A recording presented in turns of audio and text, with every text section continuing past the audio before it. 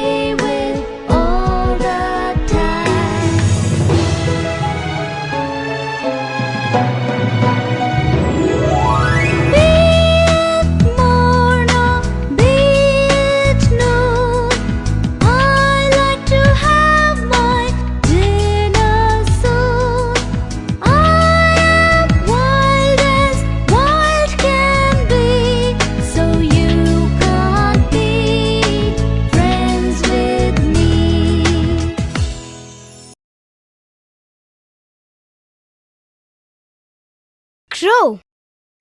Pebbles Kannada ಚಾನೆಲ್ಗೆ ನಿಮಗೆಲ್ಲ ಆತ್ಮೀಯವಾದ ಸ್ವಾಗತ.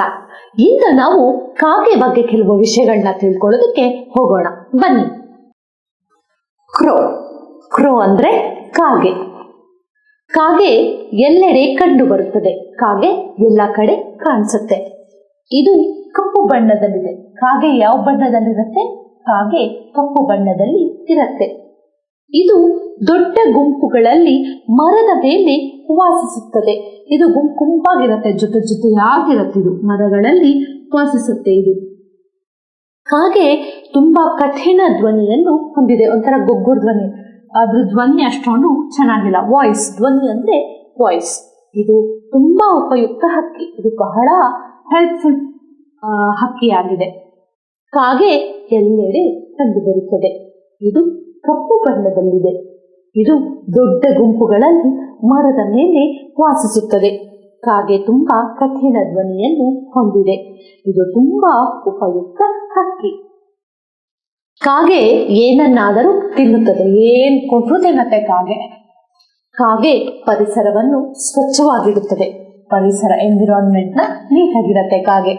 ಇದನ್ನು ಕುತಂತ್ರ ಮತ್ತು ಬಲವಾದ ಹಕ್ಕಿ ಎಂದು ಕರೆಯಲಾಗುತ್ತದೆ. ಕನ್ನಿಂಗ್ ಬರ್ಡ್ ಮತ್ತೆ ವೆರಿ ಬೋಲ್ಡ್ ಬರ್ಡ್ ಅಂತ, ಧೈರ್ಯ ಜಾಸ್ತಿ ಅಂತ ಕರೆಯಲಾಗುತ್ತದೆ. ಕಾಗೆ ನಮ್ಮ ಕೈಯಿಂದ ಆಹಾರವನ್ನು ಕದಿಯಲು, ಕೈಯಲ್ಲಿ ಇಟ್ಕೊಂಡಿರೋ ಆಹಾರನ ಹಾಗೆ ಹಾರ್ಕೊಂಡು ಕಿತ್ಕೊಂಡು ಹೋಗೋದಕ್ಕೆ ಪ್ರಸಿದ್ಧವಾಗಿದೆ. ಇದು ತುಂಬಾ ಬುದ್ಧಿವಂತ ಪಕ್ಷಿ.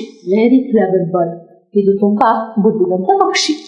ಕಾಗೆ ಏನನ್ನಾದರೂ ತಿನ್ನುತ್ತದೆ. ಕಾಗೆ ಪರಿಸರವನ್ನು ಸ್ವಚ್ಛವಾಗಿರುತ್ತದೆ. ಇದನ್ನು ಕುತಂತ್ರ ಮತ್ತು ಬಲವಾದ ಹಕ್ಕಿ ಎಂದು ಕರೆಯಲಾಗುತ್ತದೆ. ಕಾಗೆ ನಮ್ಮ ಕೈಯಿಂದ ಆಹಾರವನ್ನು ಕದಿಯಲು ಪ್ರಸಿದ್ಧವಾಗಿದೆ. ಇದು ತುಂಬಾ ಬುದ್ಧಿವಂತ ಪಕ್ಷಿ. ಕಾಗೆ ಬಗ್ಗೆ ಎಷ್ಟೊಂದು ವಿಷಯ ತಿಳ್ಕೊಂಡ್ರಿ ಅಲ್ವಾ? ಈಗ ರಸಪ್ರಶ್ನೆ ಸಮಯ. ಕಾಗೆಯ ಬಗ್ಗೆ ರಸಪ್ರಶ್ನೆ. ಕಾಗೆ ಡ್ಯಾಶ್ ಕಂಡು ಬರುತ್ತದೆ. ಎಲ್ಲಿ ಕಾಣಿಸುತ್ತೆ ಕಾಗೆ? ಕಾಗೆ ಎಲ್ಲೆಡೆ ಕಂಡು ಬರುತ್ತದೆ. ಕಾಗೆ ಎಲ್ಲೆಡೆ ಕಂಡುಬರುತ್ತದೆ. ಇದು ಡ್ಯಾಶ್ ಬಣ್ಣದಲ್ಲಿದೆ. ಯಾವ ಬಣ್ಣದಲ್ಲಿದೆ ಕಾಗೆ? ಇದು ಕಪ್ಪು ಬಣ್ಣದಲ್ಲಿದೆ. Black in colour. ಇದು ಕಪ್ಪು ಬಣ್ಣದಲ್ಲಿದೆ. ಇದು ತುಂಬಾ ಡ್ಯಾಶ್ ಹಕ್ಕಿ. ಯಾವ ಹಕ್ಕಿ ಇದು? ಉಪಯುಕ್ತ ಪ್ಲಸ್ ಇಂಟೆಲಿಜೆಂಟ್ ಎರಡು ಕೂಡ. ಇದು ಬುದ್ಧಿವಂತ. ಇದು ತುಂಬಾ ಬುದ್ಧಿವಂತ ಹಕ್ಕಿ. ಕಾಗೆ ತುಂಬಾ ಡ್ಯಾಶ್ ಧ್ವನಿ. ಯಾವ ಧ್ವನಿ ಇದೆ? ಕೆಟ್ಟ ಧ್ವನಿ ಅಲ್ವಾ? ಕಠಿಣ ಗಪ್ಪ ಕಠಿಣ ಧ್ವನಿ ಹೊಂದಿದೆ.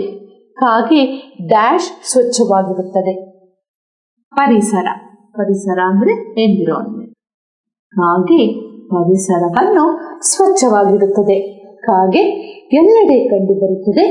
ಇದು ಕಪ್ಪು ಬಣ್ಣದಲ್ಲಿದೆ. ಇದು ತುಂಬಾ ಬುದ್ಧಿವಂತ ಹಕ್ಕಿ. ಕಾಗೆ ತುಂಬಾ ಕಠಿಣ ಧ್ವನಿ ಹೊಂದಿದೆ. ಕಾಗೆ ಪರಿಸರವನ್ನು ಸ್ವಚ್ಛವಾಗಿಡುತ್ತದೆ. ರಸಪ್ರಶ್ನೆ ಅಂತೂ ಆಯ್ತು. ಈಗ ಕಾಗೆ ಬಗ್ಗೆ ರೈಮ್ಸ್ ನೋಡೋಕೆ ಹೋಗೋಣ. Crow. The crow is the most intelligent of all birds. It is gray and black in color and eats both grains and flesh. It cleans the surroundings by eating all the leftover.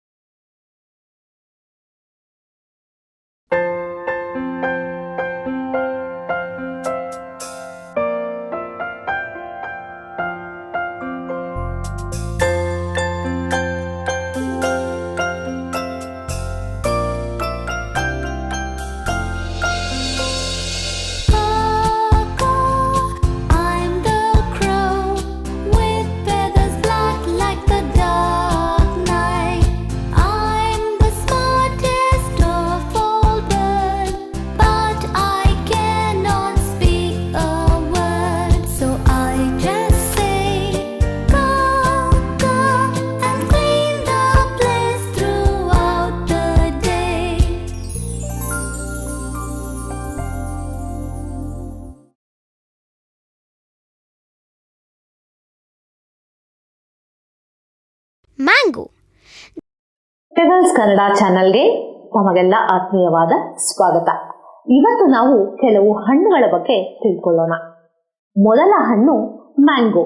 Mango ಅಂದ್ರೆ ಮಾವಿನ ಹಣ್ಣು. ಮಾವಿನ ಹಣ್ಣಲ್ಲಿ ಏನೆಲ್ಲ ಇರುತ್ತೆ, ಮಾವಿನ ಹಣ್ಣು ಯಾವ ಬಣ್ಣ ಇರುತ್ತೆ ಅಂತ ತಿಳ್ಕೊಳ್ಳೋದಕ್ಕೆ ಬನ್ನಿ ನನ್ನ ಜೊತೆ. ಮ್ಯಾಂಗೋ. ಮ್ಯಾಂಗೋ ಅಂದ್ರೆ ಮಾವಿನ ಹಣ್ಣು. ಮಾವು ಭಾರತದ ರಾಷ್ಟ್ರೀಯ ಹಣ್ಣು. ಇದು ನಮ್ಮ ನ್ಯಾಷನಲ್ ಫ್ರೂಟ್. ಇದು ಮಾವು ಭಾರತದ ರಾಷ್ಟ್ರೀಯ ಹಣ್ಣು. ಇದನ್ನು ಹಣ್ಣುಗಳ ರಾಜ ಎಂದು ಕರೆಯುತ್ತಾರೆ. ಕಿಂಗ್ ಆಫ್ ಫ್ರೂಟ್ಸ್ ಅಂತ ಕರೀತಾರೆ.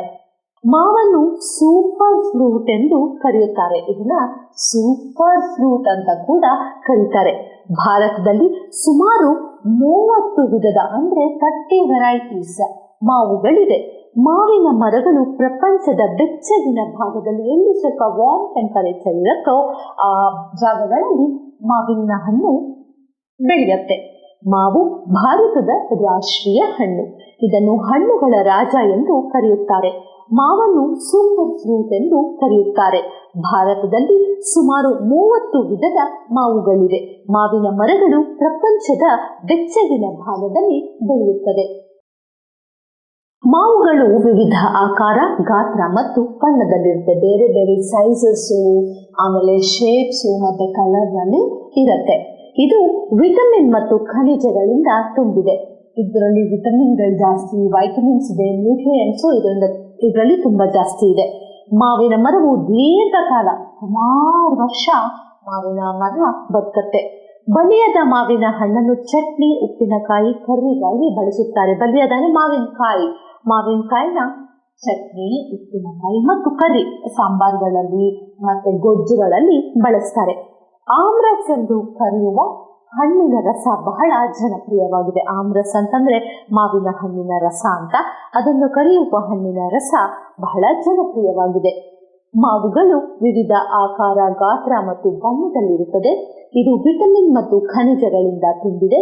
ಮಾವಿನ ಮರವು ದೀರ್ಘಕಾಲ ಬದುಕುತ್ತದೆ. ಬಲಿಯದ ಮಾವಿನ ಹಣ್ಣಿನ ಚಟ್ನಿ, ಉಪ್ಪಿನಕಾಯಿ ಮತ್ತು ಕರ್ರಿಗಳಲ್ಲಿ ಬಳಸುತ್ತಾರೆ. ಆಮ್ರಸ್ ಎಂದು ಕರೆಯುವ ಹಣ್ಣಿನ ರಸ ಬಹಳ ಜನಪ್ರಿಯವಾಗಿದೆ. ಮಾವಿನ ಹಣ್ಣು ಬಗ್ಗೆ ಎಲ್ಲ ವಿಷಯ ತಿಳ್ಕೊಂಡ್ರಿ ಅಲ್ವಾ? ಈಗ ರಸಪ್ರಶ್ನೆ ಸಮಯ. ರಸಪ್ರಶ್ನೆ, ಮಾವಿನ ಹಣ್ಣಿನ ರಸಪ್ರಶ್ನೆ.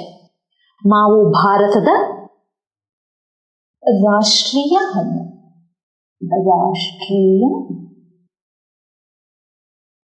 ಮಾವು ಭಾರತದ ರಾಷ್ಟ್ರೀಯ ಹಣ್ಣು. ಮಾವಿನ ಮರ ಹೇಗಿರುತ್ತೆ?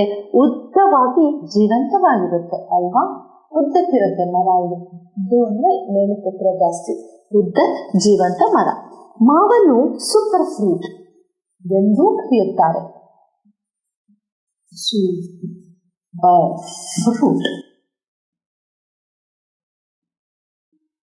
ಸೂಪರ್ ಫ್ರೂಟ್ ಎಂದು ಕೂಡ ಕರೆಯುತ್ತಾರೆ. ಭಾರತದಲ್ಲಿ ಸುಮಾರು ಎಷ್ಟು ವಿಧದ ಮಾವುಗಳಿದೆ? 30 ವಿಧದ ಮಾವುಗಳಿವೆ. ಮಾವಿನ ಹಣ್ಣಿನ ಡ್ಯಾಶ್ ಬಹಳ ಜನಪ್ರಿಯವಾಗಿದೆ. ಫೇಮಸ್ ಯಾವುದು? ಆಮ್ರಸ್. ಇದ್ರ ರಸ ಸಖತ್ ದಪ್ಪ ಇರುತ್ತೆ, ಅದಕ್ಕೆ ಇದು ತುಂಬಾ ಫೇಮಸ್. ಮಾವಿನ ಹಣ್ಣಿನ ಆಮ್ರಸ್ ಬಹಳ ಜನಪ್ರಿಯವಾಗಿದೆ.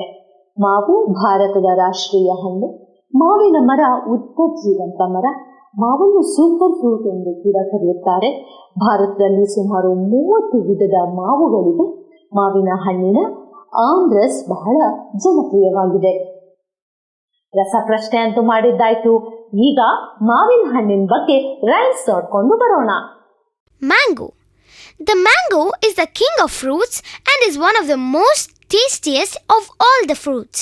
There are different varieties of mangoes. The mango has a single big seed in the center.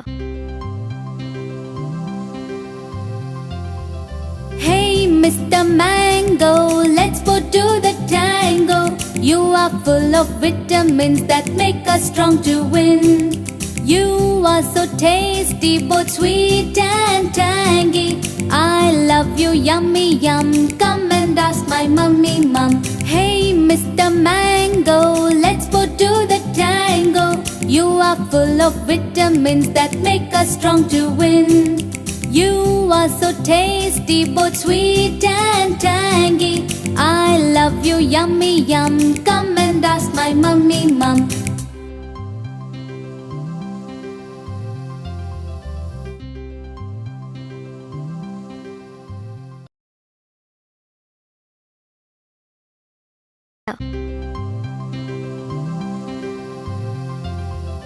Hey Mr. Mango, let's go to the tango. You are full of vitamins that make us strong to win. You are so tasty, both sweet and tangy. I love you, yummy yum. Come and ask my mummy mum. Hey Mr. Mango, let's go to the tango. You are full of vitamins that make us strong to win. You are so tasty, both sweet and tangy. I love you, yummy yum. Come and ask my mummy mum.